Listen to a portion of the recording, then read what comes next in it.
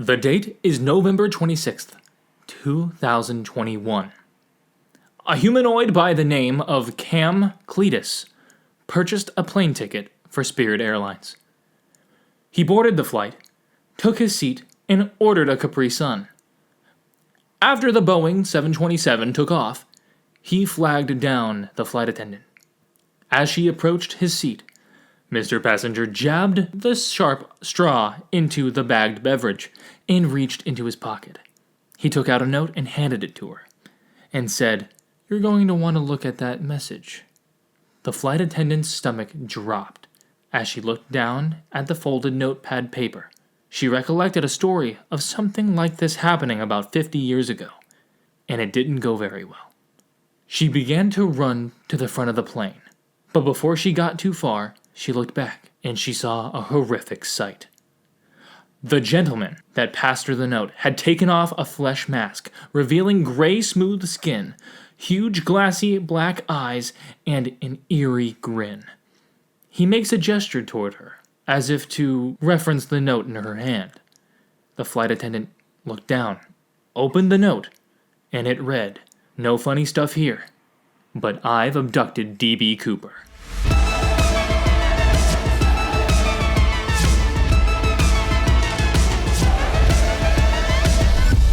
What's up, guys? What's poppin'? What's Gucci? It's your girl Ash, and I'm here with...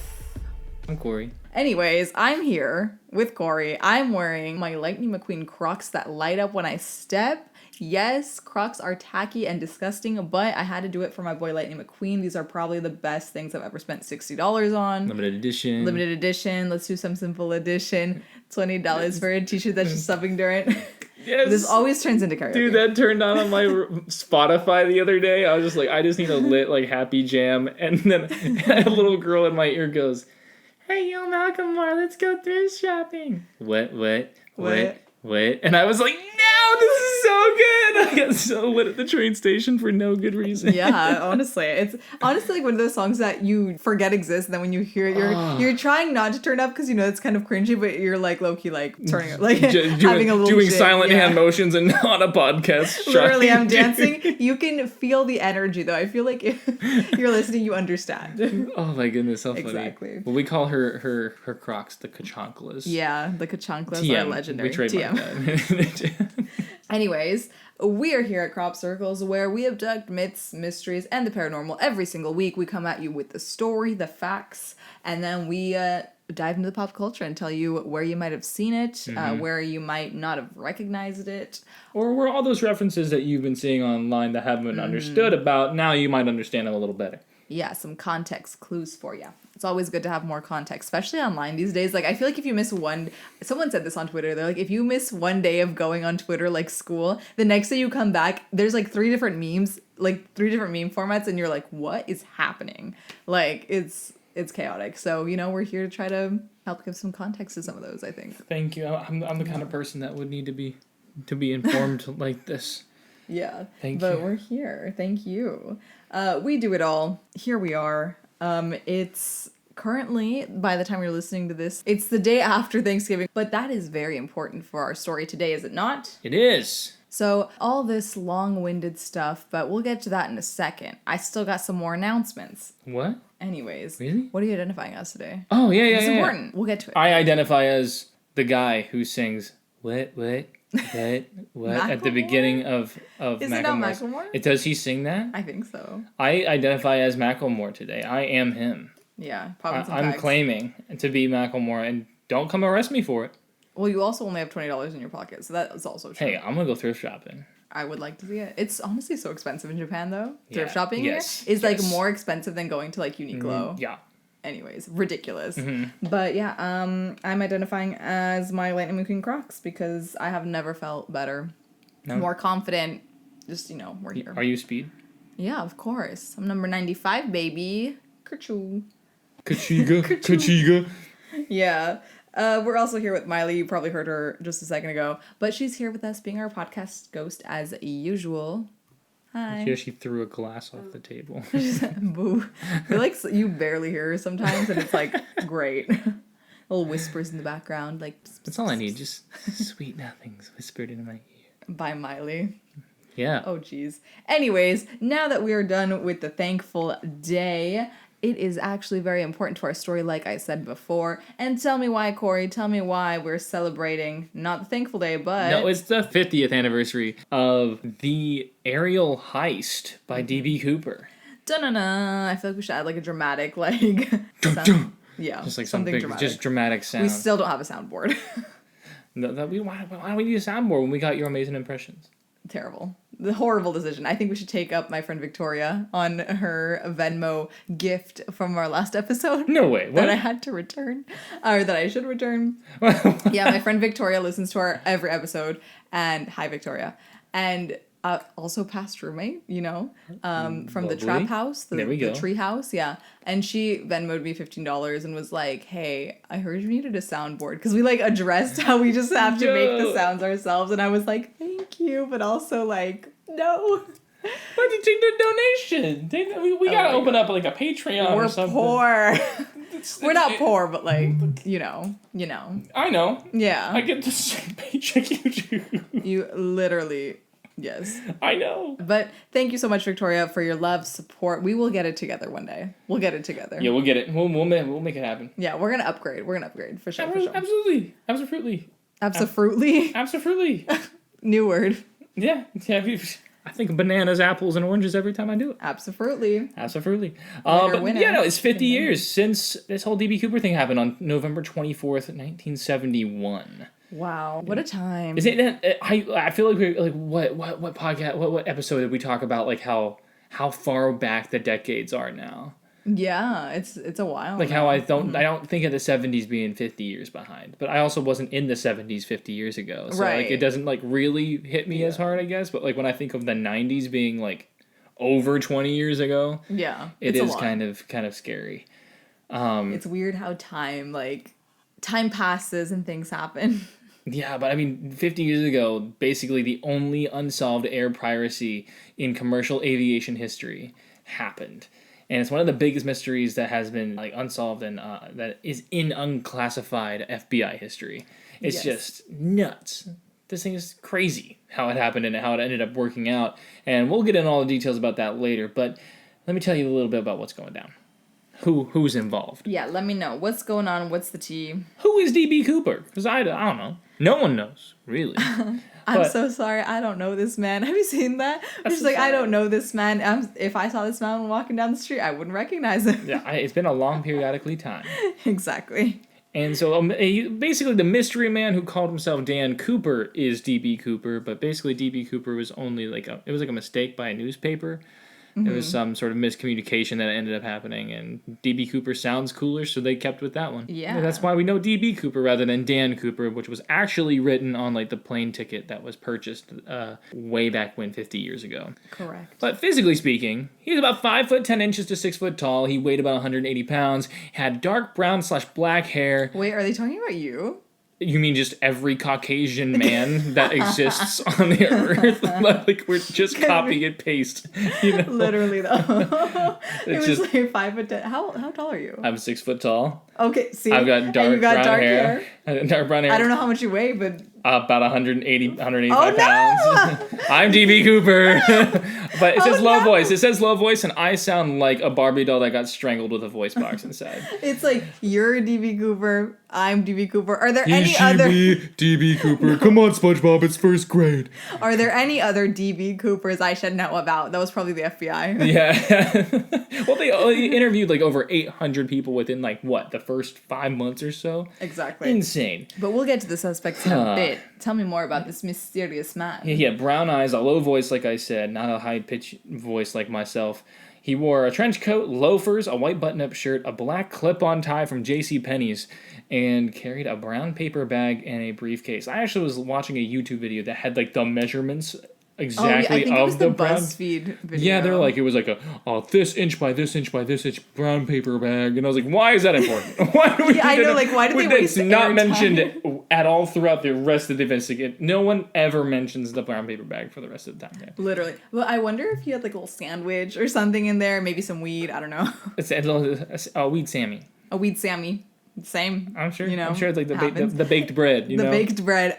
Oh my god, trademark. Why do we come up with really good ideas? We call it fresh baked bread, but it's gonna get you baked back. It's the bread that bakes you back. Yeah, you get baked, and then the next morning you're all crusty, just like the loaf. The bread that bakes you back.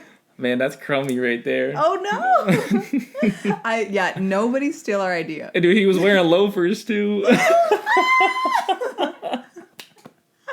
Wow. Damn. So he just worked at Miracle Bread or something. New headcanon. Wonder Bread. Coooper is actually my plug. Damn. He was providing, Damn. Anyways, so he was carrying the brown paper bag and a briefcase, also could literally be anybody in Japan. Literally any businessman in Japan could be. Yeah, it doesn't actually state what ethnicity he was. Was he? No, I mean they said he was white. Was he? Yeah. Okay. No, but I'm saying carrying the brown paper bag and the briefcase. You see I see that all the time. I've never on the train seen with the trench coat. Yes. Yeah. More briefcases in my life than when I moved to Tokyo. I kind of thought they were a ruse, something that you see in cartoons and things that don't really happen. But then I moved here and everyone had a briefcase and I was like, what do you use that for? I don't know. What's in there? Yeah. What's in the freaking box? Yeah. It's a tiny suitcase. It's so I don't know. They've got mysterious. Tons. It's everyone has the same outfit. The same black suit. Yeah, everyone's got the same flat booty.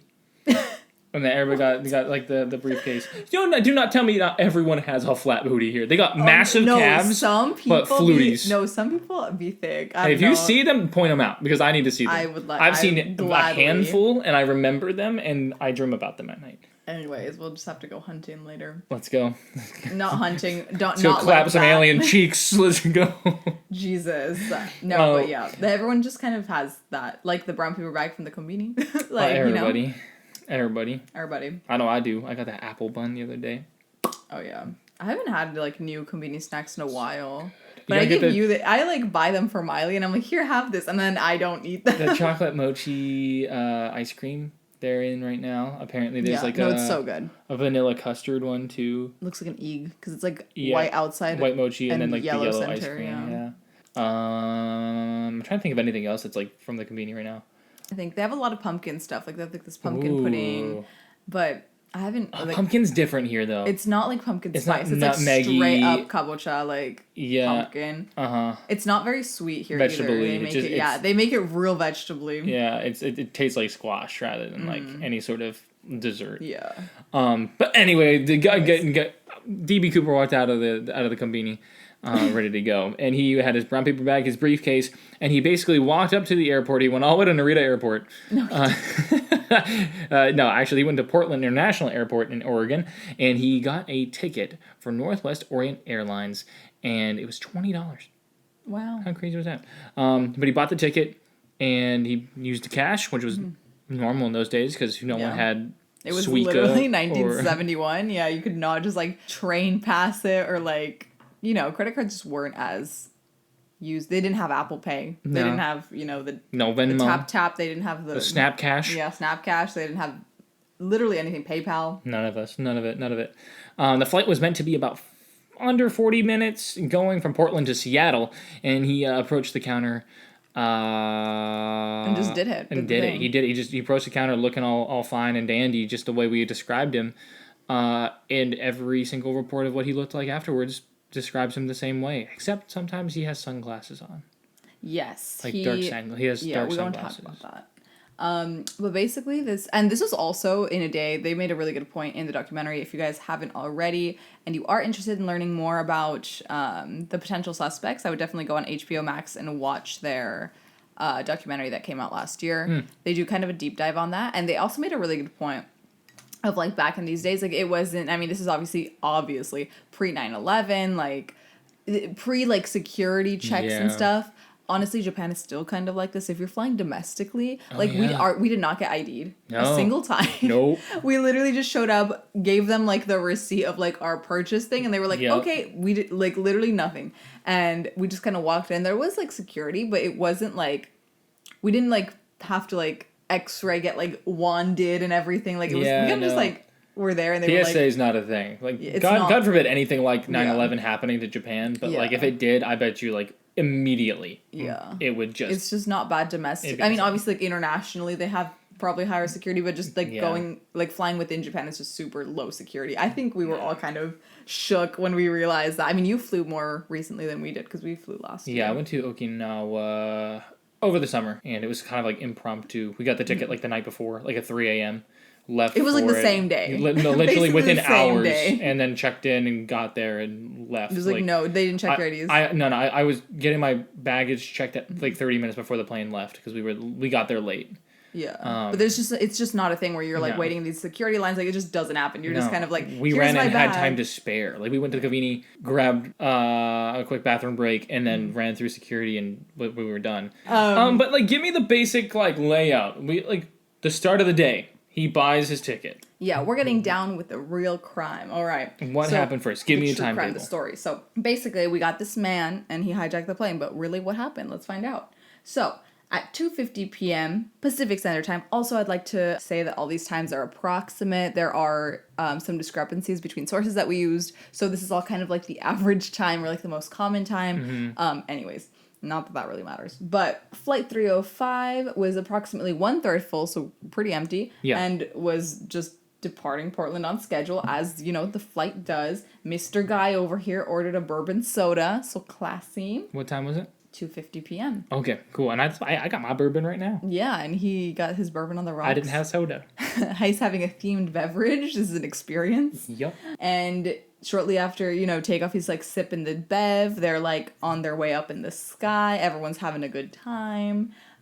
They were until Coooper handed a note to one of the flight attendants, Florence Schaffner. What a name. I know. Florence is a cool name, though. I think that's a very dated name. I feel Florence. Like it's a very, like, of the times, like, name. Yeah. I don't know, you never see anybody named Florence now. No. Which sucks, because you could just be like, what's up, Flo? Yeah. Oh my god, do you think Flo's name from Cars, like, her name is Florence? Is that canon? I would say so. That's kind of cute. I like that. I would say Florence would probably be her, especially because she's probably around that time period too, because they're pretty dated. She's a period. I think isn't she a 50s car though? Mm-hmm. And thinking about it, she would have been named Florence Schaffner. Would have gotten her name if it's 71 now, and she was like 21 years old. She would have been born in 50. Mm-hmm. Yeah, that's true. She'd been almost a baby boomer. Oh, that's true. Yeah. Anyway, so Miss Florence gets this note, and you know, at the time we were just talking about this before the podcast, how like people or like flight attendants at this time were just so overtly sexualized. Like, I guess so much of like flight advertisements were about just how like sexually appealing like the flight attendants were, and that it was going to be like a great escorted experience. You know, like they always say sex sells, and flight attendants were no exception. You had to be like a certain like waist size, a certain height, like you had like measurements you had to maintain, and it was basically our job. Yeah, it was definitely a performance job at its heart. Obviously safety too, you know, like I'm not going to discount their efforts, but it was definitely also looks thing. So that's important because, you know, people are going to flirt with them, and back in those days in the 70s, I would be scared for my life with men. You know what I mean? Like I feel like that would just be like, it would just be so much more common for men to just be saying stuff, you know, doing the thing. And she thought that DB Coooper was flirting with her. And so she took the note that he like hands it over and dropped it in her purse. Some sources say that she put it in her pocket. I don't know which is true. I mean, I wouldn't think on her job as a flight attendant, she would have a purse on her. I don't know. But maybe she would have a satchel, maybe. Well, she was like in the, like, they were close to the back of the plane. So they would like, I don't know. Maybe she had it like on the seat thing. I don't know. But she put it away. Like she had her personal items along with her. Yeah. She put it away. And Coooper leaned over and whispered, quote, "Miss, you better take a look at that note. I have a bomb." And it's like, what was the point of writing the note then if you're just going to say, like, you're just going to announce if you're going to yourself? Try to be discreet about this, what's the point of being like, "Hey, yo, read the note. I got a bomb." Oh. Shh. Who said that? I didn't know. No. Oh, I have a bomb sandwich. I have a calm degree. Yeah, he was just out there being, just announcing it. Which honestly, like, that also made me question, like, did he, like, pull her in really close and whisper that? Or did he, like, I'm sure he didn't make a show. I'm sure he didn't cause any sort of unrest. Yeah, but I'm like, how did no one else hear it? Like, there's not AirPods these days. Like, it's 1971. Like, you know what I mean? Like, they were just there. I think at this point people like it's about third full, so like there's not many people around like super close sitting next to him or near him. Yeah, sure. He's in the middle seat, had the aisle to himself, and he pulls her close and probably just like whispers like, "Yo, hey, I got this." Yeah, and I don't think that's like too unheard of, especially like when you said like it's kind of like a flirting kind of gig, and like, men are gonna be kind of weird. So like she's probably used to like bending over and like kind of listening, and people around are probably like, okay, well he's probably just he's drinking bourbon, and he's trying to who drinks on a 30-minute flight at 2:50 p.m. You know, I mean the time is irrelevant. I would drink at that time. I mean, I've always heard like 5 o'clock is like the like that's around like the acceptable time to start. I mean, if you go on day drink. That's like if you plan to. I have to plan a day drink, but I have a headache by 5 if I day drink, you know? That's true. I mean, anyways, he's just out here doing the thing, right? Mm-hmm. Day drinking, doing, his hijacking. And we don't know the exact words of the note because Coooper eventually took it back before the whole thing was over. Before they could turn it into it was lost to the situation. But Schaffner said it mentioned the bomb, and it directed her to sit next to Coooper. So she did, as requested. And like Cory said, he was in the middle seat. So she sat down, and she quietly was like, "Can I see the bomb?" And he was like, duh. Interesting. I never, for all my research, I never heard that she asked to see it. I was just told that like he showed it to her. Well, something. I mean, I'm assuming that she was just trying to play nice. I think she would have asked too. I think she would have been like, "Can I see it?" Because what if he was bluffing? Then I feel like she would have asked because she needs to know how serious the threat is. Because imagine she didn't see it and then she's like over here telling the pilot that there's a bomb when there really isn't. Like, how does that play out? Like, I would love to see like a role play of how that like her asking would look, how that would even look. Because I would be so like if I was her in that position, I'd feel so stressed to be like, crap. He says he has a bomb. Like, what do I do? Like, oh, hey, let me see your bomb. Yeah, it sounds kind of like... How big is your bomb? Yeah, I was literally about to say, like, why does all of this sound like the beginning of, like, a really bad, like, plot to an adult video? Because it's like, hey, take a look at that note. You know, it's like... Next on RedTube. Right, it's so awkward. And, like, I'm not trying to, like, make light of the situation because people could have died, but, like, thank God no one did. But it just sounds like, she's like, sit next to me. And she's like, can I see... your bomb. And like he like pulls the briefcase on his lap, opens it up, and she sees the dynamite stick in the box. And then the guy like aisle over is like, why is she giving him that attention? He's like, boom, it's my dynamite in a box. Oh, it's about to explode. Oh no. Oh god, yeah. But it's giving that. It's giving tension, obviously, of many kinds. But so basically, Coooper opens the briefcase long enough for her to like look at the bomb situation. It's got like the little cylinders, you know, like what you think of when you hear TNT, and it's all attached to like a battery with some wires. And he closes the briefcase, but he keeps his finger on what she thinks is like the trigger for it. And so his hand is just there. And he was like, listen, I have a request. Still very much sounding like an adult video, but then it turns left real quick. And he says, I need $200,000 in negotiable American currency, only in 20s. So he needs $200,000 in 20s, which is like $1,020 bills. It's a lot of money. It's a lot. Yeah. It's a lot of bills, but also just the fact that like he had to refer to it as American currency. Like makes it interesting, yeah. Like a normal American would never clarify. You know, I need like I don't think any Japanese person was like, I need 2,000 Japanese yen, and people would be like, so just yen? Mm-hmm. Like no one would go that far to say that. So I thought like that's a little sus in my eyes. But I think it's also like he's saying negotiable American currency in order to make sure that like if the FBI copped him out, you know what I mean? They were like, hey, here's 200,000 pesos. Yeah, like I feel like he was just trying to like make sure that they gave him real money. Maybe he's trying to be clear with his his orders. So if he says like, "Oh, give me $20,000," and they give him like movie money, like he just never really said whether. He opens it up and he's like, "Oh, I got Monopoly money." Yeah. Oh, they jet me. Yeah, I mean, like I would assume that they would never do that because lives are at stake. But you know, I don't know. I'm just trying to assume.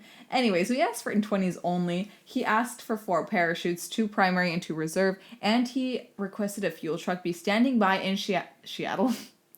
Seattle. Oh wait, was it? No, Chicago. Chicago. Yes, you know what I'm talking about. Victorious. Yes. Obviously. Yes. So Seattle, I feel like, would be like this. Seattle's the sequel. The sequel. The sequel. The sequel to Chicago. She's a woman that's exciting. It's not Chicago. It's Chicago. Yeah. Where she's like, it's a city for a woman just like me. Yeah, what's her sister's name? Trina. That's what it was. So he requests that they have a fuel truck standing by in Seattle to refuel the aircraft upon arrival. So they're going somewhere else because if he's asking to refuel, he's got plans. So the flight attendant Schaffner conveyed Cooper's instructions to the pilots in the cockpit via cabin phone. When she returned, our boy Coooper was wearing dark sunglasses. So he just... I can imagine that he was very much feeling his Bond fantasy at that time. I feel like a lot of criminals who do things like this are very, like, about the attention and about, like, the moment. Yeah. Like, they're very narcissistic. So I feel like he was literally fully living his delusional fantasy at that time. He was like, oh my God. He's like... Sunglasses on a mystery. The guy's a badass. The guy's a badass. He to himself. He ordered a bourbon and soda. Sat there smoking cigarettes on the plane. Mm-hmm. And then he's sitting there just like, you know what? I got a bomb. Yeah. And then he's like, go get me my money. Literally. Put it in a knapsack. No funny business, or I'll do the job. Yeah, he literally said that. And then he's like, sunglasses. Just like real slow, real cool. Yeah. Maybe poked himself in the eye on accident. Hope nobody saw. And then like fixed the like, I don't know, the arm, the leg, the limb. The limb of the glasses, and like puts it back on his face, and he's like sitting there, sips on his drink, and then looks over and like flicks off the guy that's next to him. Yeah, and so there was actually you kind of mentioned it right now, how like the guy sitting next to them was like, why is she giving him attention? So basically this guy was in college at the time, one of the passengers who did survive this, all of the passengers survived this, but he said that he was very confused as to why Schaffner was like, why is she sitting next to him, like in the civilian seats? And he was like thinking that she was all into him because she was like sitting there after she made the cabin call. Like she sat next to him and would like continue to like sit there for the remainder of like them flying. Yeah. And would like light his cigarettes because obviously his finger was like busy with his beverage and his other finger was on the trigger of the bomb. So she like, you know, was just trying to not get everybody murdered in the air, but nobody in like the flight knew, like nobody heard. The people in the cockpit, what are they called? The pilots. The pilots? the flight crew? The flight crew, the important people in the plane.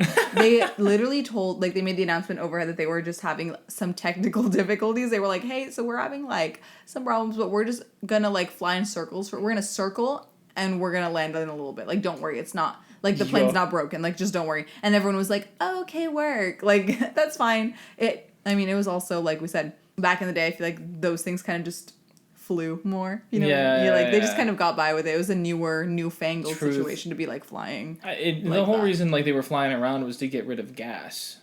They were trying to, like, get rid as much gas as possible to lighten the plane and also to they needed time to... They needed time to get the money. Yeah. They needed time to, like, get rid of gas so that way if he did blow the plane, that there'd be less chance of a fire. Yeah. An explosion. They wanted to lighten the plane. And also, like, I feel like he said he wanted his money by a certain time.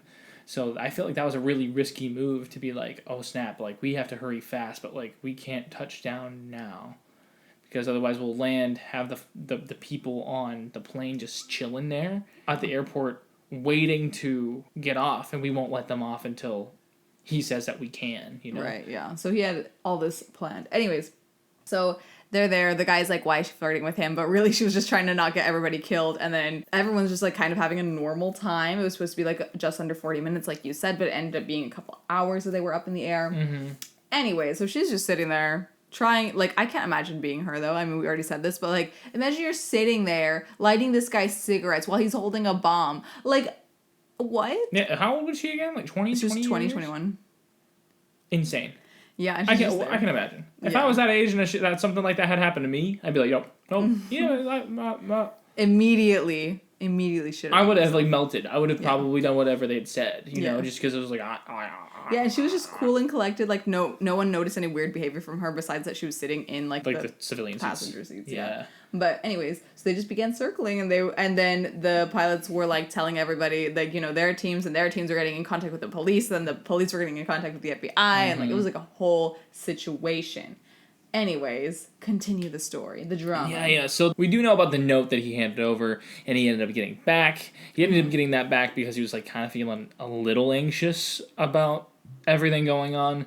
And so he took that back, and the hijacking note never said anything about his plan to skydive from the plane, but his demands led officials to that assumption, because obviously he's asking for like 4 parachutes, which what would someone need 2 front and 2 back parachutes for themselves? It kind of leads them to believe that they're going to have some sort of hostage situation where he's going to take one person hostage, and he's going to parachute with 1 front, 1 back for him, and 1 front and 1 back for them.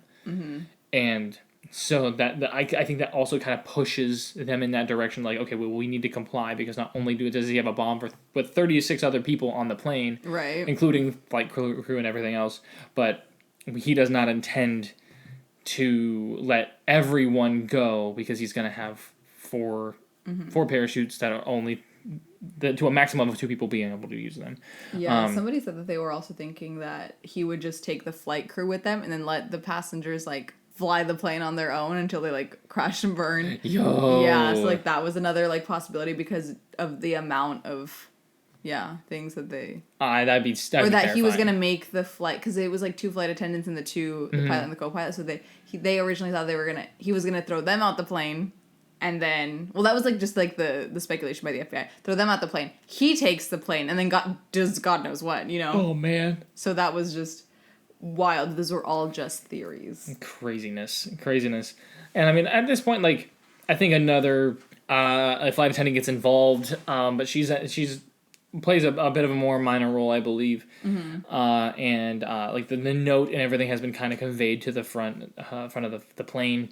The flight crew kind of know what's going on and what situation they're under, but the rest of the passengers have no idea. So since he had asked for the extra parachute, they assumed that they had he had intentions for the hostage, like I said earlier. They thought about using dummy parachutes for the exchange with Coooper, but they didn't want to risk any civilian lives. Yes, they were like, let's not do that and make sure we don't accidentally kill anybody by giving a fake parachute. They originally went to like the Air Force base nearby to get parachutes, but then it had to change because he didn't want military parachutes. Yeah, he wanted just like wanted normal skydiving ones, so they had to go to like a skydiving place, like a sports skydiving place there near the airport. They wanted some casual parachutes, because I guess that's a thing. I didn't know that there was like that many different kinds. But about 5:24 p.m., his demands have been met on the ground. The problem, for me, the problem lies is like he said 5 o'clock. No, he didn't say I don't think he said a certain time. I just think that they were like. From what my research led me to believe is that 5 o'clock is like when he said he wanted them to be met. But they ended up being met at 5:24, and he didn't seem to have. I don't hear anything about him being upset that it was late or anything. So it doesn't really pertain. Florence, sorry, this is just a sidetrack, but what's that? Florence was saying that like she was so impressed by him because he was never. She said that he got impatient with her sometimes, but he was never nasty, mean, or rude to her. Like she's like he came across as a fine gentleman or something like that. And like so, I guess he wasn't like super irrational or weird. Like he was just kind of like there. And that's kind of like a weird layer of the story as well. Like very interesting. Sorry. Anyways, continue. I feel like sometimes in that kind of situation, people can find themselves almost attracted to their hijacker, I guess, captor, whatever. Yeah. Like in the fantasy of it, because it's a very exciting, whether it's like good or bad exciting. Like just the adrenaline. Just, it can be a very like that feeling can be give them such a rush that it's almost like the idea of that person can be exciting enough as it is. So maybe something like that kind of happened. Did she fall in love with DB Coooper? No, I think she was just like impressed that he wasn't like a maniac kind of.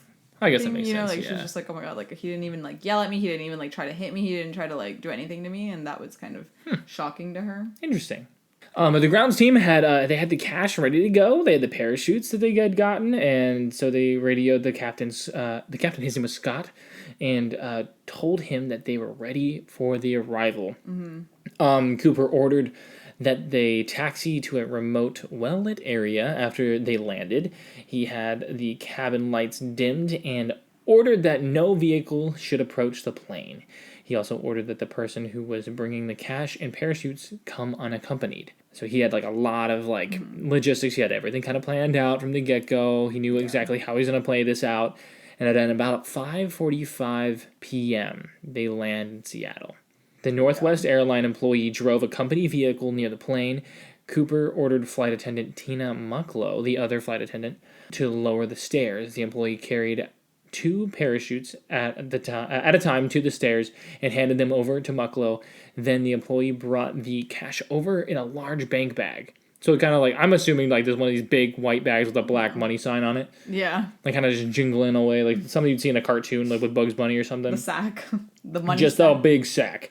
He got $200,000 in ransom, exclusively in $20 bills, just like he had asked. That's about equivalent to $1,278,000 in 2020.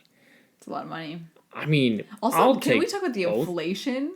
Yeah, dude. Balloons are getting huge these days. Yeah, man. Man, people really know how to blow. Yeah. I mean, that's what, 6 times the amount, I think? It's insane. It's the amount. Yeah. But like that's also just shows you like the cost of living has gone up. Like everything is expensive. Literally, like the value of the dollar bill has gone down significantly. Like it's just life sucks. Yeah. In short. But I mean, hey, it's not like a yen where like 1 yen is a penny. Yeah, that's true. But I mean, like I think money is just like regardless of what its comparison is to the American dollar, it's just like we just need more of it. People need more money. Rent just needs to be less expensive. Hey, I would like that one. I'll take that one every day. That one actually, that works. Lower rent, that makes sense. So everything needs to, like, the price of living needs to go down. I'm waiting for that market to crash so I can get a house. Waiting for our financial doom as a country, and then that way. Amen. I'm actually kind of happy that we're not in the States right now. The gas prices, from what I've heard, have been I can't imagine astronomical. How expensive everything's going to be when we get back. I'm terrified. It's going to be horrible. Because everyone's like, yeah, I saved so much money. I'm like, where?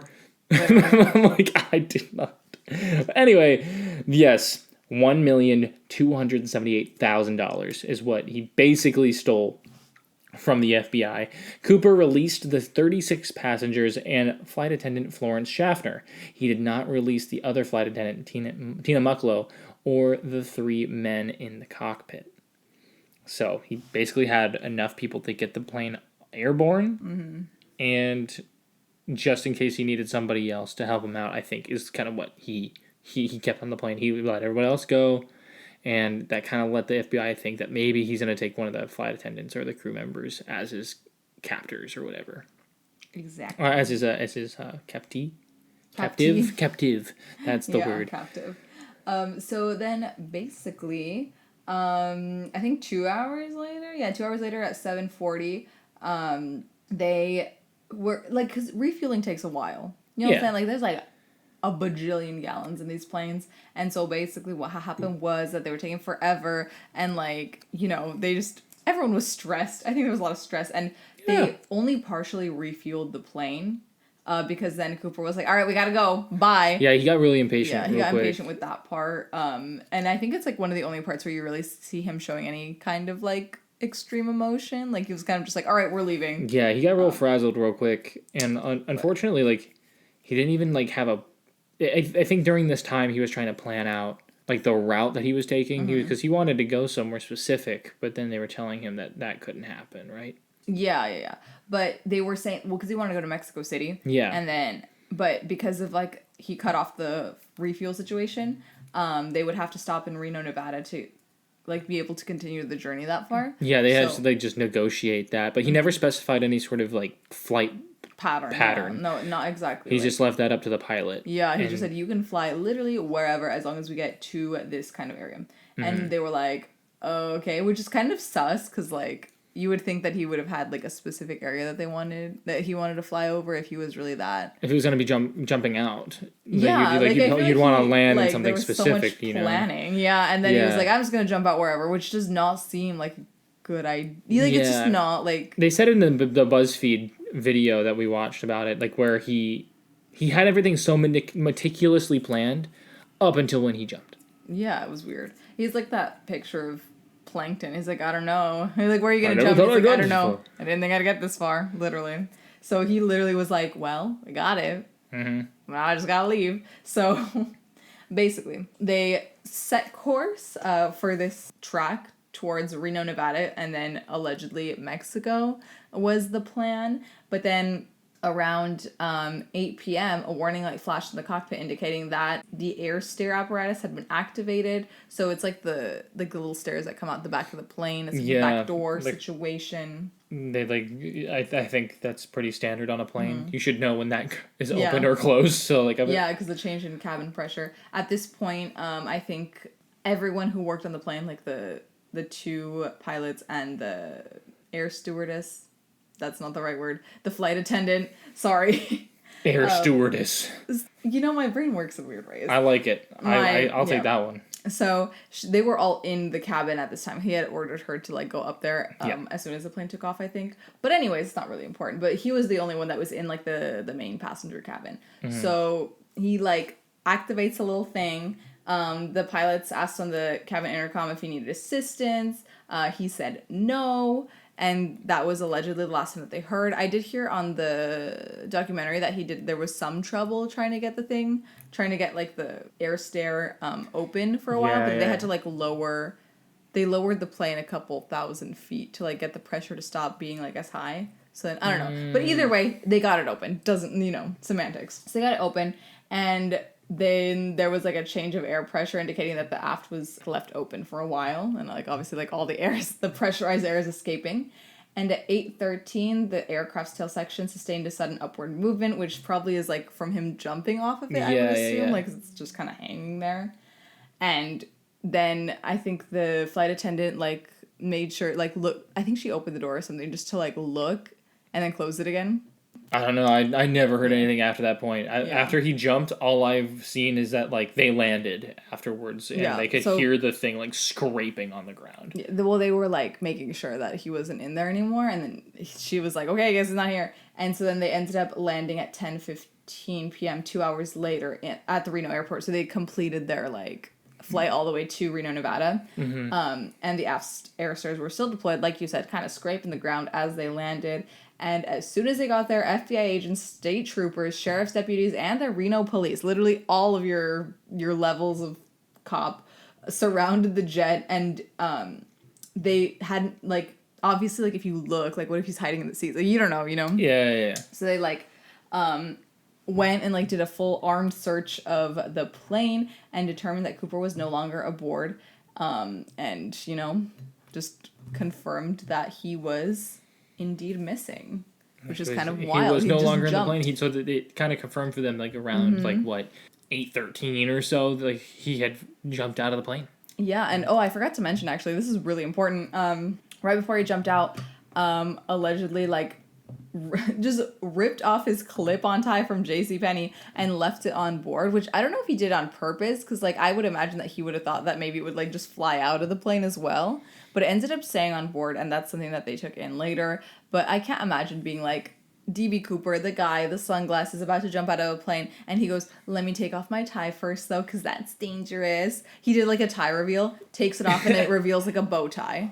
Could you imagine? That'd be sick. He just bing, and just pops out, and he's like, it was a bow tie all along. It was a reveal. No one will ever know the secret behind D.B. Cooper. Literally. He's like, my disguise. Like, they it's like, it's D.B. Cooper. Yeah, literally. Not Dan Cooper. Yeah, that's what I imagine happening. Like, when he was like, tie reveal, like they do on Drag Race, when they're like, obviously, like, wearing a different outfit under, like, the outfit. And then during the lip sync, they're like, reveal. And we're like, yeah, we saw it the first when you were there. But yeah, I don't know. That was important. But yeah. I think when he did that also, I feel like when she looked back in the plane, before she actually like full on like left him alone, before they were like, hey, do you need any help kind of thing? Because they asked him if he needed help because they felt something like all that with the stairs dropping. They're like, he had trouble, so they were like, do you need help? And he's like, no. Before that, she was seeing him cut up one of the other parachutes. And it's believed that he was cutting it up so he could, like, put the money inside. Like, find a way to, like... And then it said that he was seen, like, tying the money bag to his like, waist. Oh yeah, because they had said that. Oh yeah, random. I just keep remembering other things, but they had said that the FBI didn't put the. They put it in like a hard to hold bag or something, so then that way it would be easier for him to lose the money. Okay, that's cool. Because they tracked all the serial numbers. Like they memorized all the serial took numbers, so pictures of them. I think they. What is that? Catalog them. yeah, so they know like if it was ever spent anywhere, they will know like it came directly from him. So I would love to see if anybody has any $20 bills that are from that heist. Like if they ever were spent and like someone found one, I would think that'd be the coolest thing. That'd be so cool. I can't like, but then you would literally have to like track every single bill, like $20 bill ever. I know. And at this point, it'd probably be like laundered, so you would never even know. I think from this point forward, every time we get a $20 bill, I'm just gonna look. I'd be like, is it no? Okay, let's put it away. Because I think they all started with like EE. I don't know. Maybe I'm L. Maybe I'm wrong. L. Something like that. Anyways, but what's the evidence that they found? Because they found some evidence. Oh, yeah, let me tell you. So they found that JCPenney's clip-on tie. And they found stuff on that black tie that had, like, different minerals, materials, and elements that would not normally be seen. I think they're called rare earth elements or something like that. Yeah, it was something weird where, like, not a day-to-day person, like, a normal person wouldn't just have that stuff on them. So they kind of figured that maybe, like, the only place that these things would kind of end up on a black tie would be like if he was the manager or a worker in some sort of like aircraft facility, possibly for this airline, with Boeing's 727s, or maybe like in some like rail yard or something where like these elements would be present. But that kind of confused them a little bit, and that was something they found way later when they looked at like a microscope for that kind of stuff. They found 8 cigarette butts like that he had smoked during that entire trip. What to me feels like a lot of cigarettes in the span of like 5 hours. It's but not maybe that many. If it's not that many, then like 8 in 5 hours is so few. I think, especially for the 70s. How long does it take to smoke a cigarette? Not that long. Maybe like if you take your time and enjoy it. 5 to 10 minutes. Okay, max. so you can get 8 down, but I feel like the guy was rushing it. Now, imagine like he wasn't the only person smoking on that plane. Like how much smoke was on that? I can't imagine. I know. The 70s were a wild time. People were just allowed to, like, be smoking cigarettes wherever. My lungs are collapsing as I'm thinking about this. Collapsing? But then after that, they went missing. Which blows my mind. That is, like, probably the most important piece of DNA like that you can find. His mouth was on 8 butts, and they all go missing? His mouth was on 8 butts? Yeah. 8 of them. And he was blowing smoke up all of them. Yeah, literally. But that to me, like, this always happens in these cases where, like, somehow the evidence department's like, oh, I don't know, I lost it. Like, who is running these things? Because I feel like in every, like, mystery, they're like, oh, we were gonna go through it, but then I lost it. Like, how? Yeah, it just seems so... It's so sus that, like, how has this not been, like, bettered? You know what I mean? Like, I don't understand. I think that's, like, such a huge problem. To me, it comes off as like lazy. It is. You know, it's or maybe the janitor like there's like happened to like they're like, okay, we have all the evidence on this desk, and then they're like, oh wait, your wife's calling, she's asking if you're gonna show up for dinner, and he's like, oh yeah, sorry, and like he like closes his book, knocks it accidentally onto the ground. All these, like, in a plastic bag, 8 cigarette butts. It says, like, evidence, but it's face down. So the janitor who's cleaning up the room on the office or what, it doesn't see it. So he runs out.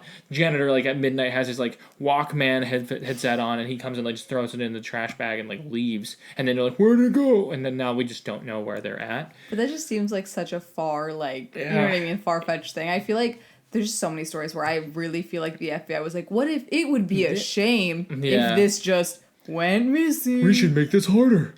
Yeah, like, it happens way too often, and honestly, police get it together, because this, like, so many cases. You have one job. Where, like, literally, it's, like, to figure this out, and they're like, oh, I can't, and you're like, well, if you had kept the cigarette butts, which could later be DNA tested, then we wouldn't be in this mess. But anyway. Real bad stuff. They also had a cut-up parachute, like I said, that where he was trying to maybe, like, have that tied together with the money bag, with all the cash in it. But then about 10 years later, at Tina Bar, which is a sandbank that's along the Columbia River, which is basically pretty close to the landing zone, which I would totally make into, like, a drinking spot. That'd be a bar. I would make that like a pub or something so quick, but it's not. I thought they were like, when I first heard them say Tina Bar, I was like, oh, there's a bar there. That's nice. Like probably on the riverside. How exciting. Yeah. But it's just like a sandbank. And I was like, what the heck? It's like a fishing place where people would go fishing in the Columbia River. I was like, they were at the Tina Bar. I was like, that sounds so nice. It also sounds like a drag queen name. Like, please welcome to the stage, Tina Bar. Woo! Yeah, anyways. But basically, the little kid went and found $20 bills, like wads of it, all like rubber banded together, that added up to like $5,800. And that was over on February 10th, 1980. And these bills had the same serial numbers that were given to Coooper way back when. And basically, this is all really crazy too. In 74 on Tina Bar, there was like they added sediment and like sand, like more earth to Tina Bar. So had there been something placed at Tina Bar, it'd basically be buried even deeper than it would actually be. Like if so if it had gotten there within 71 to 74, then it would be under that dirt. But because it got there after that. Yeah, it was kind of like maybe feet away from that spot where they added sand specifically, but it's kind of said like if there's any more, it's under a lot of land now. Yeah. And then a bigger thing that like no one could have foreseen coming, I guess. At least I don't think so. May 18th, which is like just a few months after this kid finds these dollar bills, Mount St. Helens erupts. Oh, shoot. Covering the entire, like, that entire area in, like, ash and just basically making every single piece of, it was you. Just, you just start getting, you blown out of a volcano. Yeah. And just covered everything bits of you everywhere, just covering Washington State.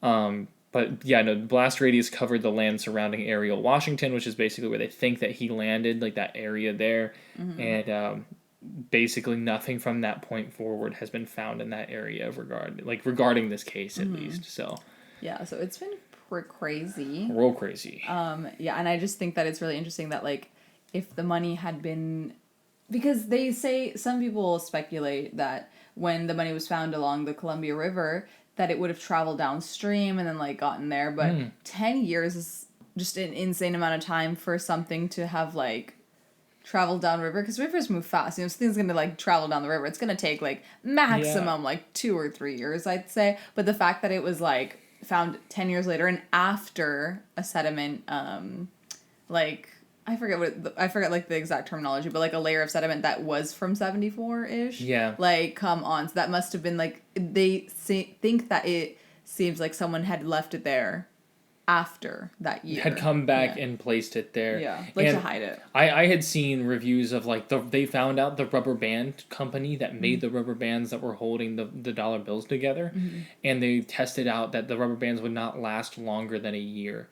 So the rubber bands in that environment. So they tested it out like that. Like the rubber bands were still intact and they were still very, very much like usable. So it had been very recent since like they had been buried there at Tina Bar. Ended up there somehow. Yeah, another thing is we were saying like it might have drifted downriver. The Columbia River flows actually the opposite way from does it? Where the drop point possibly could have been. There is like a little like creek that like leads its way down to the river, but then at that point it leads away from Tina Bar. And there's an access point that could possibly have been like he could have landed in, that could have like gotten himself into Columbia River, that would have flowed that way, then dropping it off at Tina Bar. But it's like that's the probability of that happening is like so slim. Yeah, so it's just kind of a big mystery. Who knows, man? Who knows? That part's like really wild. How like just some of the money was recovered and not all of it. It was like literally a fraction of it. So that's kind of weird. That's kind of crazy. Yeah, but so like that the fact that the Columbia River just runs the exact opposite direction away from that, it makes the probability really, really unlikely. But water moves weird.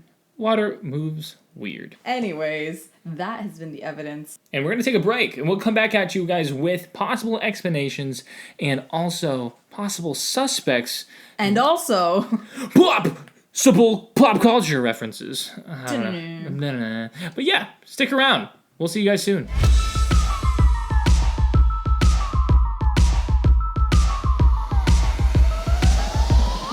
And we're back. I hope you had a nice little break. Hope it's been maybe a few minutes, maybe a few seconds. We accidentally took an extended break ourselves in real time. I think we needed it though, just to decompress. Yeah. Just because DB Cooper gets us fired up, man. There's so many possible explanations of what happened to this guy that I just could not stay calm. Okay.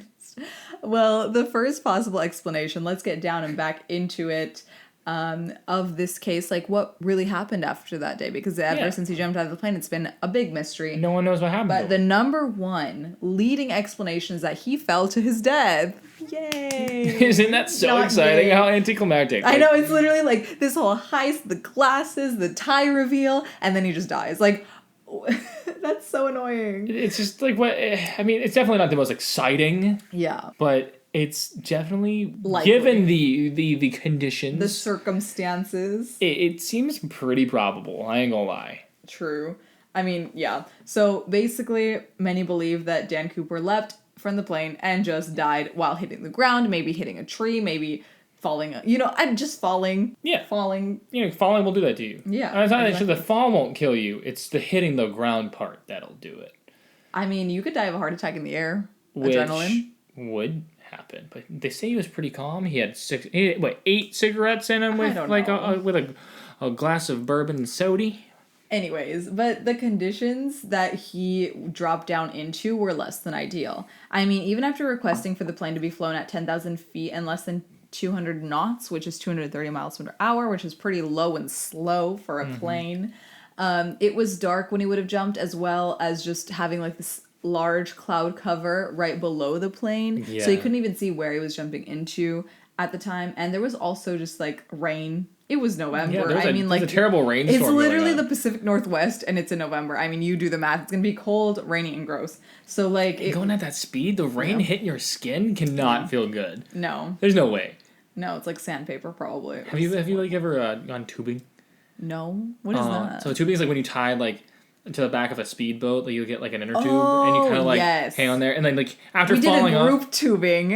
When? What? In Okinawa. What? Yes. Yeah. I want to go next time. Yeah, it was wild. They tied us to the back of a jet ski on this inflatable couch. Yes. And we were just flying through the air. Go. It was the most wild time. And then Max would be going faster, and we were no, and we were just literally careening through the ocean. No. I literally thought that I was going to die at one point, but none of us fell off. That's good. And that was Congrats. such a miracle because we were going so fast. That's awesome. But basically my comparison would be you falling off the tube and hitting the water that feels like concrete. Oh yeah, when you flop. Or just the spray while you're on that inflatable couch hitting you probably doesn't feel doesn't hurt, but probably feels like sleet or some real, it hits you hard and you're I want my eyes open. Yeah, it's spicy. Spicy when it hits you. Amen. But yeah, so wherever you would have landed in, they said Washington area. Yeah, aerial Washington. Over Washington. Yeah. Wherever you would have landed, it would have been forest. It would have been probably either snowy or rainy. It would have been cold and wet.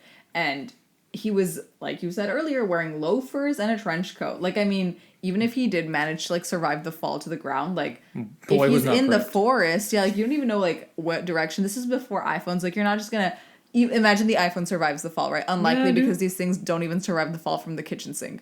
They just fall off the counter.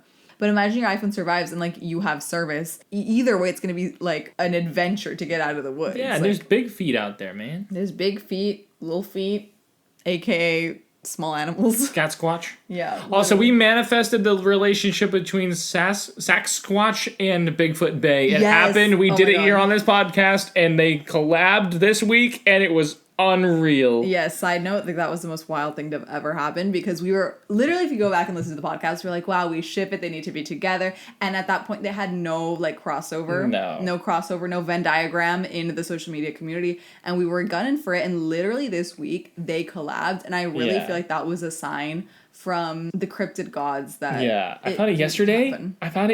Yeah. And we posted the episode 2-3 days beforehand.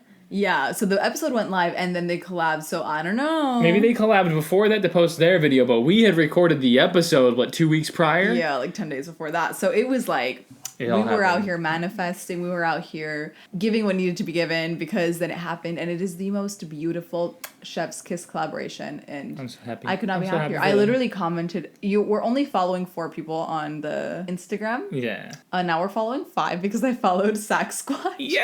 But yeah, he's a very rare and honestly, like, great personality, so I love it. I love that for us. He's never noticed us, but I hope he does soon. Can we get invited to the wedding, maybe? I know. I want to be the best man. I love it. Me too. I want to be... Can we cover the wedding? Maid of honor. Oh my god, we like live pod. Yes, live stream the wedding. Live pod. Yes. But anyways, back to DB Coooper, because that was a tangent we did not need to go on. Sorry. It was necessary. Anyways, love that for us. I can't stop thinking about it. Some say that even though Coooper showed knowledge of knowing how to parachute and skydive, they think that he wasn't good at it. I don't really know, like, what would lead them to believe that. Like, I mean, he from what I had seen, they basically, judging from some of the suspects as well, some of them have, like, they have had skydiving injuries where they hurt their knee during, when they jumped out of a plane at one point, or people said just, like, from his demeanor and, like, the way he kind of handled it, they were trying to teach him how to, like, parachute and how to skydive out of the plane so he could do it, because he was like, teach me how to do it, and then, like, whatever, he's like, I got this, like, I know how to do it fine enough, or he kind of just brushed the instructions off a little bit, so he kind of gave the air that he knew how to do it, but some people say that he didn't. I'm just relaying the information that was given. Yeah, so I don't know. Somehow they figured that out, but either way, I don't think it's going to go very well if you're, like, skydiving into the unknown. You know? Even if you're whether you know what you're doing or not. Yeah, it's just, like, weird. It's a weird time. And also the parachutes that he took weren't, like, good ones. One was the dummy parachute. I think it was the reserve one. And I think the other one was, like, a military, not steerable parachute that he ended up taking. So not great. Not great stuff. No. So even if he did jump, he didn't have a lot of control over what was going on. So that's wild. But that leads us to our next point. After all this happening, who do we think did it? I mean, like, could be anybody. Could be me. Could be you, like we said earlier. I look just like him. Clearly. But there's so many suspects that were, like, I think we said earlier about 800 were, like, seen. Within the first couple, yeah. Just in the first few months of this happening. And several more afterwards. And they've basically whittled it down to a whole bunch of them that they still don't even know if maybe they did it, maybe they didn't, but they don't have definitive proof that they did, but they can't say they didn't at all. So the biggest one, and some of the favorites of some FBI agents, former FBI agent Russell Kalam and former federal probation officer Bernie Rhodes, both wrote cases about Coooper and this suspect, and this suspect was a favorite of them both, and his name is Richard Floyd McCoy. So R.F. McCoy was arrested 5 months after the Coooper escape in April of '72 for hijacking an airplane. So already sounds pretty similar to the case we've spoken of already. But let me tell you the other similarities. He parachuted off the plane. It was a Boeing 727. He requested 4 parachutes. He was calm during the heist. He claimed that there was a bomb on board via note. Both the McCoy and Coooper notes contained the phrase, "No funny stuff," and both crimes were committed while Brigham Young University was on break. Whether or not that has anything to play into this or not is yet to be determined, but some people believe that because some people from McCoy's family recognized an item that Coooper left on the plane, the object was never really publicly identified, but rumors say that it was a BYU medallion that had McCoy's initials on it, but that stems from Wikipedia, and we all know that's BS if it comes from Wikipedia. Yes, to quote BuzzFeed, yeah. It's a wild time. Yeah, BuzzFeed was very, very helpful in giving us this information about this subject. And basically what happened to Richard Floyd McCoy. It's a hard name to say, but it's a cool name. Basically, he was ruled out because he didn't fit the description of DB Coooper. He was caught after the heist in April and sentenced to 45 years in prison. But then he escaped. Boy got out. He got out at Lewisburg, PA, and then he later got killed in a shootout in Virginia Beach, Virginia, by local enforcement. So boy, wild. like he was a wild man. He was crazy. He was doing all the things. I think personally, Richard Floyd McCoy like heard about the story of DB Cooper and just tried replicating it. It was like, hey, it worked for him. Why can't it work for me? Yeah, And I think just it very much looks like a tried it copycat. out. I don't think it's anything else. Nah, it just didn't end up working out because the dude ended up getting arrested. He got the years in prison. He had to get out of prison, and then he ended up getting shot down anyway. So it didn't really work out the same way for Richard as it did for Dan Coooper.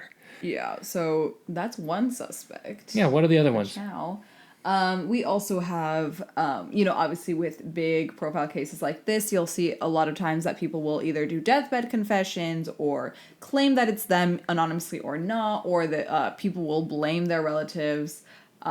So here we have a couple of people who are just out here yelling that they did it. And honestly, these are kind of some of the more, not annoying, but I think it's like just difficult because like, how do we know if they did or didn't do it? But if they didn't do it, why would they like throw the case off like this? It's just so self-serving. Yeah, it's just basically like, I want attention, I want the money, I want weird. Whatever comes out of that, I guess, for claiming to be a criminal. Yeah, it's like a strange It's a weird thing. I don't know why you would do that. Like, someone's bored. Yeah, I don't know. It's just like, to me, it's like you're literally like, some people were very severely traumatized, namely like the crew members who had to deal with this, and you're like just messing around. Like people could have died. But True. That's just my opinion. It's not the first time in like these mysteries that we've heard people claim things like this. So back in the Solder case, there were people like claiming to be the kids, and it ended up really affecting the people involved. Mm-hmm. It's so horrible. But anyways, so Donald Sylvester Murphy and William John Lewis were both taken into federal custody because both of them claimed that they were the DB Cooper. Well, one of them was DB Cooper and the other one was like the getaway guy, apparently.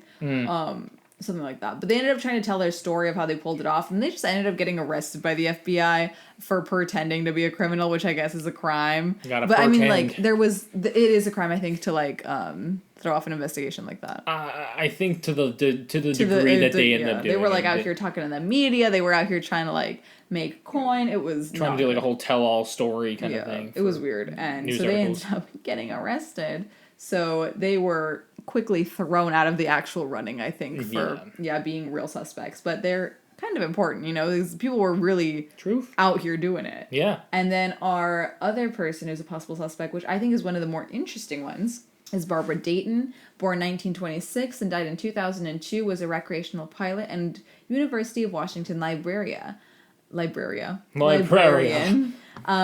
She served as a U.S. Merchant Marine and then in the Army during World War II.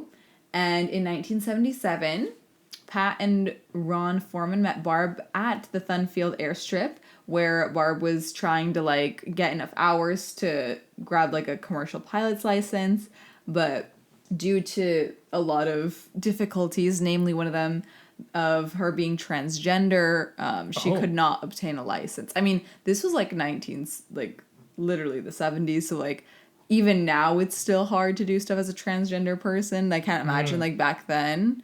Yeah, I was confused. Like Barbara, that's a weird name for a guy, but no, it was her. She was doing it. She was out here doing like big things, and then became her true self later on in life after she served in the Army and stuff. But anyways, in 1977, like I said, she met Pat and Ron Foreman at the airstrip, and they were just out here like hanging out. They were, both interested in like the similar things, and they talked a lot and then became a regular dinner guest at the Furmans on Sunday nights. And I think back in those days, like having dinner parties was such a huge thing. I mean, obviously there's no entertainment like we have now, like TVs and phones and switches and gaming systems. So you always had like, I feel like there was always like common folks you had over every week, like for dinner or for whatever. And I'm sure it's still common now, but I think in those days it was especially like the thing to do, Because the people actually did things day to day, Like, I have a day off and I sit on my bed and I just play my Switch until I go to bed for the next day, Like it's a 24 hours of just vegging. Yeah. But people actually had to wake up and go and do things. So they had things to talk about, and week to week was kind of a cool thing. Yeah, so they would like catch up and stuff. And during one of their like nights, she revealed her true identity to them, and they were shocked, but they were very accepting. They were like, yo, you know what? Like, thank you for trusting us with this. We're still going to be cool. We're still going to be friends. And she would just come by the house and continue to be actively passionate about the DB Cooper case once it would hit the news, like, you know, when they found evidence or something. And she was like super defensive of him, being like, oh, like, he's great. Oh my God, what a legend for doing that. And then one day, like, Ron was like, oh my God, what if you were DB Cooper? And, like, you know, just like joking around. And she actually got mad at him and was like, how very dare you? And they were like, okay, just kidding. Like, I'm just kidding. It was a joke. And then she eventually kind of gave in and was like, you know what? Actually, I am. And they were like, oh. And then there's like a clip in the documentary on HBO where they like reenact them and like they put sunglasses on her and like tied her hair up and were like, yeah, you literally look like him. And they like took a Polaroid or something. It was really funny. But apparently that happened. And she claimed to have staged the Coooper hijacking, dressed as a man to get back at the airline field and the FAA, whose like rules and conditions prevented her from becoming an airline pilot. So this was like kind of like a grudge against that was rules. said. Yeah, like I have a grudge not against your airline, but just a grudge. I have a grudge, and you just happen to be in the right place at the right time, kind of thing. That's what I did hear that part of the quotes.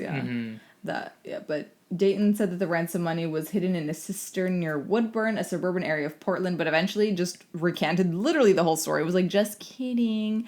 I did not do it. After she learned that the hijacking charges could still be sought out and brought to her if it was true.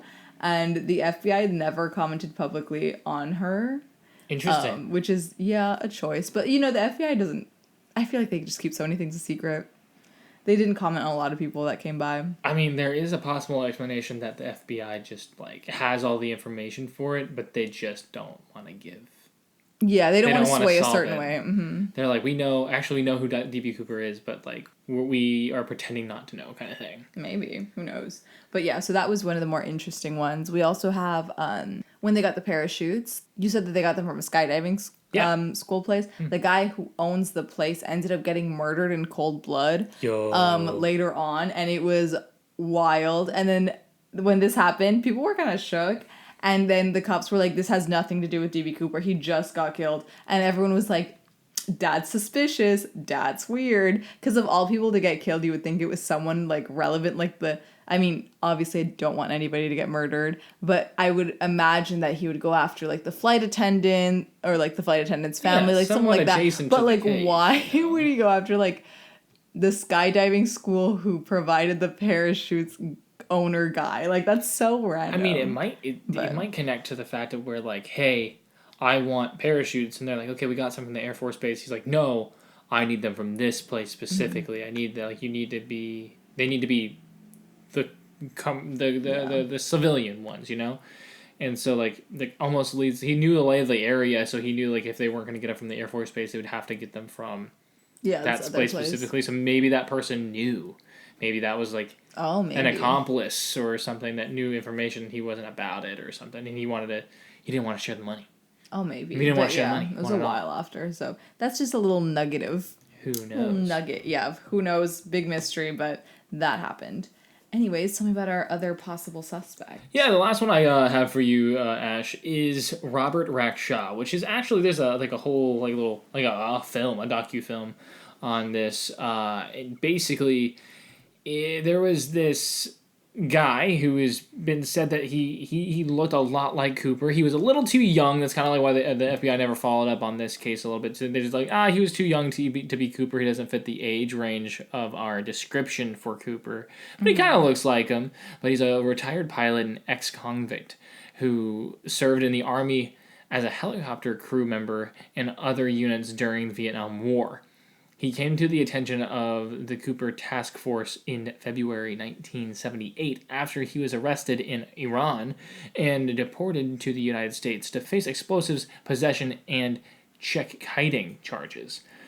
Several months later, while released on bail, Rackshaw attempted to fake his own death by radioing a false Mayday call. So basically, he faked his death and then later on claimed to be Cooper.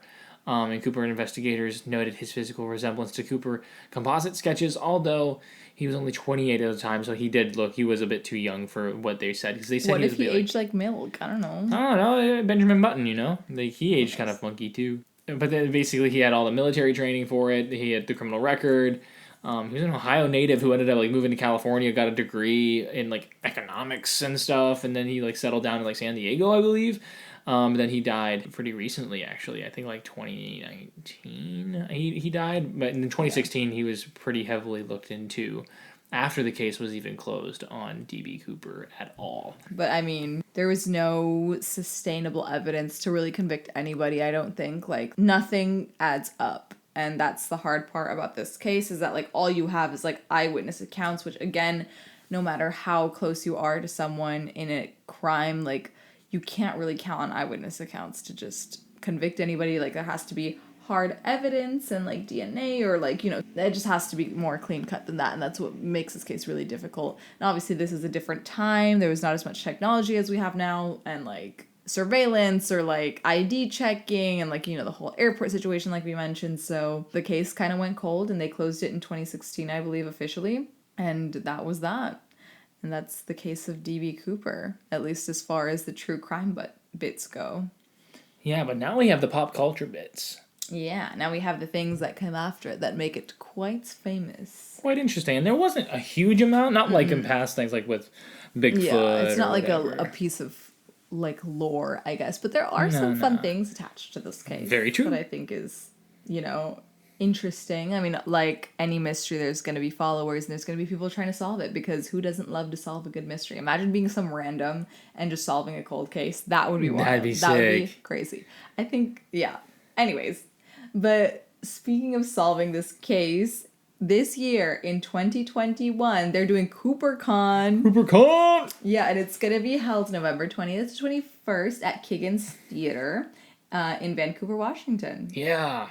Yeah, so for years, DB Cooper Days was like this tiny little like hangout situation for people obsessed with the unsolved mystery. And it was in Ariel, Washington, and people would just get into the Ariel store pub, you know, have some drinks, talk about the situation, talk about any updates that they might have found while scavenging the internet and other places. Yeah, you know, the Cooper heads. Yeah, Cooper heads, as they call them. And, you know, they just vibe with their, like, mutual passion of trying to solve this case. But recently, the Ariel store pub owner passed away, and the bar actually ended up closing.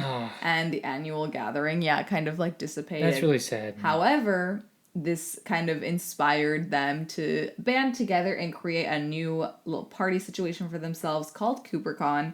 And like I said, since it is the 50th anniversary of the strange crime, they're going to have this 2-day lineup. They're going to have like different kind of talks, different kind of like, you know, evidence, like lectures and stuff. And sounds good to me. It's 2 days. I looked at the website and it's only $20 for a 2-day pass. Yo! Obviously, you still have to pay for like your hotel and stuff on top of that. They also have socials like outside of the con hours. Like cons always do. Yeah, as they do. And even one of the panels is like something about like, DB Cooper, a mystery. And we're also going to talk about aliens and Bigfoot and all this stuff. And it's like a sub. Yeah, it's like one of the panelists is like into the same stuff that we are. That's cool. And I feel like we should be friends. But yeah, they have the if whole anybody lineup. goes, let us know. Yeah, they have the whole lineup on the website. But it's really fun. And I think that it's interesting that people are still so invested that they want to get together and recount all the things. But yeah, if I could go, I would go. Tell us about it, please. Yeah. Let me know, Cory, what else is there in the pop culture realm? Ooh, I got you. Okay. So basically, they've got Bigfoot versus DB Cooper, the movie. The 2014 masterpiece, Oh, aka. yeah, you know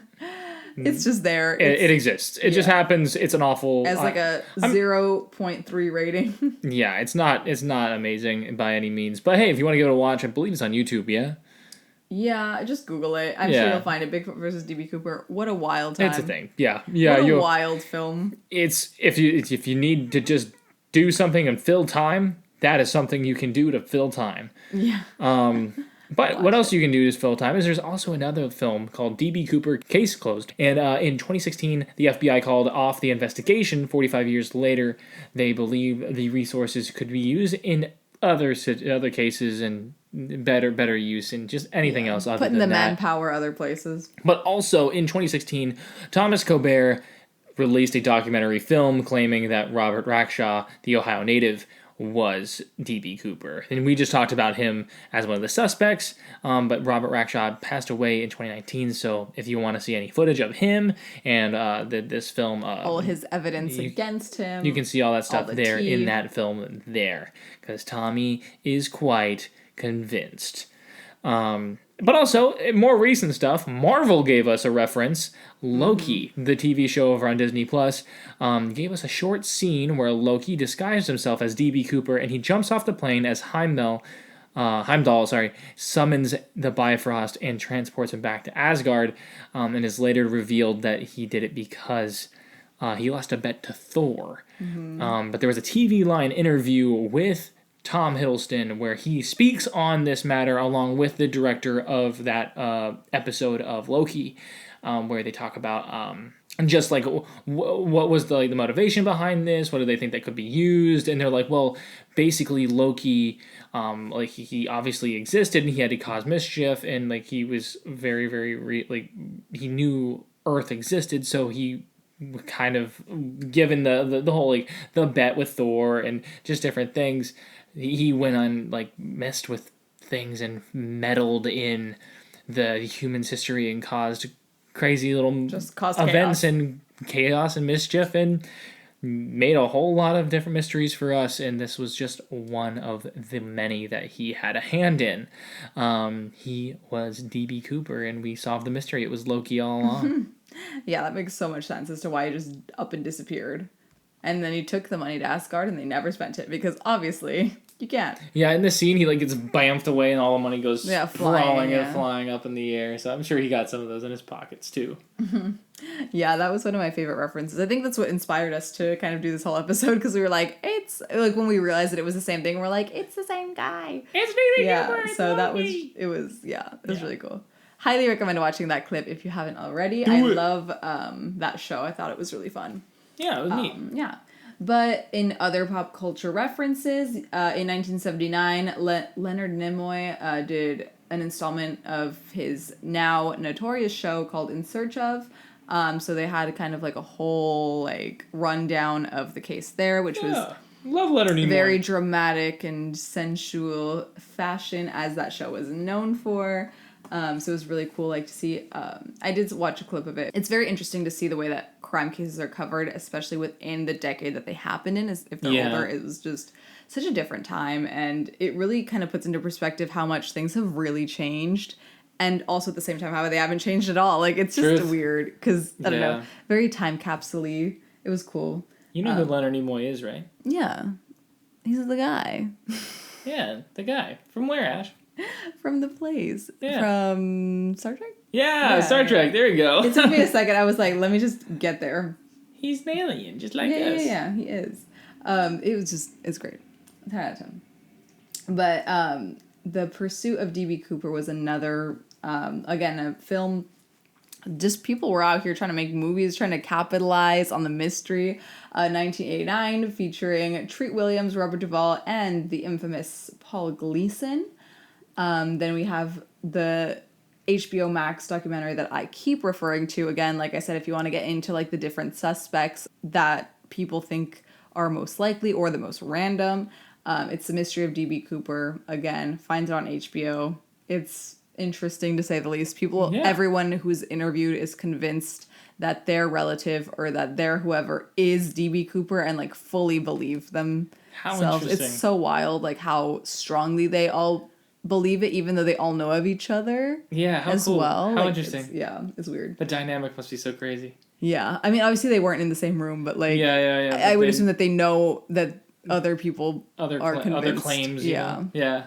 But it's wild. This next title cracks me up. It's called Ha Ha Ha. It's called Ha Ha by D.B. Cooper. It's allegedly a memoir of the person responsible for hijacking the Northwest Flight 305 from Portland to Seattle in 1971. It includes a contest with clues of the location of a certificate, supposedly entitling the first finder up to $200,000, the amount of money extorted during the hijacking. It was published in May of 1983, most likely not written by the real D.B. Cooper, but no one knows who the real author is. It's a big ol' mystery. And the book is super rare, and there is no information really known about it. I mean, like, it's just there and existing, and it costs about $150 on Amazon. Gross. So there's Gross. that. How funny, though.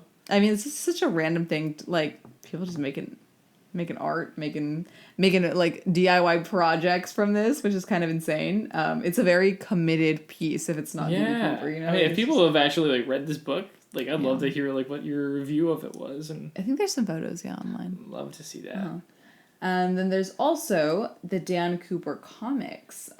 In the 1950s, Francis's Dan Coooper comics chronicled the adventures of a Royal Canadian Air Force pilot, and it's also been speculated that D.B. Cooper borrowed his false identity from the comics. However, the Dan Coooper comics were unknown to Americans in 1971, which is interesting because it's like, Well, because it was only a French comic, and they released it to Canada for the because they speak French there. I mean, a lot of them do at least. At least there is a population that does. Right. And so there's a speculation that Dan Cooper or D.B. Cooper was actually Canadian, which was really interesting because like that's kind of where the American currency, like where he had to specify what kind of currency he wanted, it kind of leads you like, well, was he foreign? And this gives us a country if he was, you know. Yeah, I kind of. And it would make sense for Seattle. Like, he's just, the border's right there. A hop, skip, and a jump away. Amen. It's like this, I think this is one of those, like, pop culture references that really kind of has, like, that red, like, the red conspiracy string tie. Of course. Yeah, but that's, like, another one of those. And again, you can find photos of those Dan Cooper comics online. But that's pretty much wrapping up the pop culture that we have for you based on this guy. There's obviously quite a few other documentaries and stuff that we didn't get to touch on, but again, they're all kind of, touching on the same kind of thing. Yeah, it's a very popular FBI case that's never been solved, and it's probably one of the most notable. I don't know too many more off the top of my head, but it's pretty big in the fact that like it's still 50 years later unsolved. We have no idea what's going on. Like, what do you think the explanation is? I don't know. I want to believe that he just straight up died. Yeah, that's kind of my because thing. Like I just don't see how he could There's no way. Yeah, but where? That's the thing. Like we just don't. No one's ever found a body. The only thing we found, I think, near the drop zone was a placard from the plane that like kind of was like ripped off the wall because of the air pressure. Yeah, and it was found like in like 78 or something. It was found much later. Yeah. So I don't know. I don't even know what I believe, but I truly don't think that he survived the jump. Yeah. But it's just one big ol' mystery. I don't know. What do you think? That's why I think he died. I think he died. There's no way. I don't think he would. It wouldn't make sense. I think he drowned in the river. I think he tied all the money to him. He drowned in the river, and some of the money got out and like got landed on that bank. And that he's like at the bottom of the river somewhere. But I'm sure someone's looked at the bottom of the river for a skeleton with a money bag tied to him or something. Like it's. But also, it's just who's... That's funny. Who's to know? Who's to know? Who's to know? It's all one big mystery. That's why we're covering it. But yeah, it's just wild to me. Either way, the world will probably never know. And I'm sure that this is not the last of unsolved cases, sadly, but technology is getting better every single day. Like, yeah, maybe we'll find something new. Maybe we could see Bigfoot's booty cheeks and... Yeah, maybe who did this whole D.B. Cooper thing. Amen. But whether you're flying for business or for pleasure, just keep an eye out for people in rip-away ties and cool sunglasses. You never know what might happen. And also, don't forget to thank a flight attendant today for helping not get you killed every single time you board an airplane. Because they are a very thankless job, and they really do be out here doing the most. Amen. Exactly. Well, this has been our case on D.B. Cooper. Let us know what you guys think happened in the comments on our Instagram or on our YouTube if you're on YouTube. And yeah, I just want to hear your guys' thoughts. Let us know. Yeah. Do all the things. Let it snow. Let us know. Let it snow. Let us know. Both of those. It's very festive. Having very festive language. I'm going to finish the bourbon now. Yes. Take the last swig. Yeah, we're good. Okay. Thank you guys so much for listening. If you guys made it this far, it has been a pleasure doing this episode. Catch you guys next time. See you guys later. And you can catch Ash over on Instagram and all of our other platforms, I believe, at Ash Cassie. And you can catch Cory on Twitch and on the Instagram and all those other things at CFAL22. And you can catch our producer Maile on Instagram and Twitter at Maile.campagna. Just get it there. And you can follow our general podcast at Crop Circles Pod, literally on every platform, aka just Instagram and Twitter. True. Don't forget to catch our podcasts every week. Don't forget to hit the subscribe, hit the bell. Ring that bell, ding, ding, ding, and we'll see you guys later. Next week. Bye.